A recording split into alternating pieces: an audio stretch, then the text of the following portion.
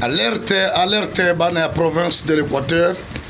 Eza molobeli na bino mwana mboka Daniel. Nako kamwa ya koyebisa mwana mboka vice premier ministre et ministre intérieur mwana mboka Kazadi. Est-ce que province Équateur ezali province moko ya part ya République démocratique du Congo ou bien ezana kati ya 26 provinces?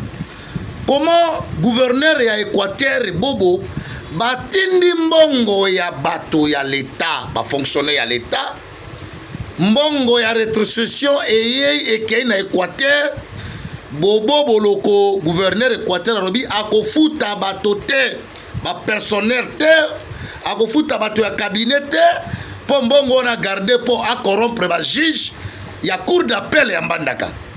Comment province Équateur ko fonctionner na moto que gouvernement Fati Beton atindi mbongo pona ba gens oyo basalaka na gouvernorat ya Équateur oyo basala ba 20 mois impayés batindi mo ndama misolo province ezo mbongo efuta bato ya l'État oyo basala 20 mois batushaka te, mais gouverneur bobo alobi akofuta te po a garder yango po a corrompre ba juge ba valider ba député oyo ya dynamique ya G12 oyo ba biyaki aona na Kinshasa atimbongo wana ekofuta bato te e corrompre ba juge po ke balongola ba député wana ya jwa majorité ajonga gouverneur Équateur.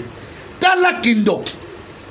Est-ce que mbongo les alaka ya bobo ou beza mbongo ya gouvernement central ou président Fati azo sala ke po ba équatorien pe bazo misolo po ba bikana mabota na bango oyo bobo alobi akoyoka te ateli même CG Kabuya alobi Kabuya ko sala le côté akolongo la candidature akozala wana il faut zonga gouverneur.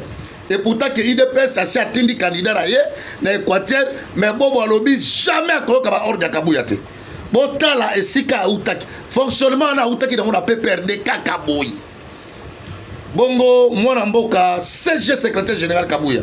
Est-ce que ko ndima humiliation wana yo tindi document que bobo alongo la candidature la gouverneur atia na Sénat boy a tellement même décision ya IDPS.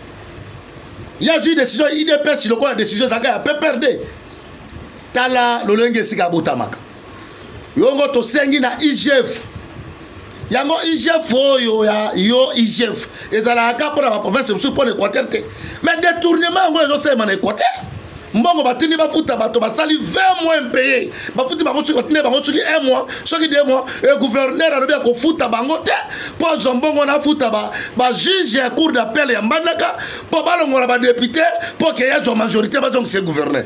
Est-ce que mboka nini etambolaka bo et IGF yango etikala ka ya maloba na Équateur fonctionnaka te? Bon, c'est l'angai, n'a pas contre la bosindo, pour la détailler ma comme c'est Zoya.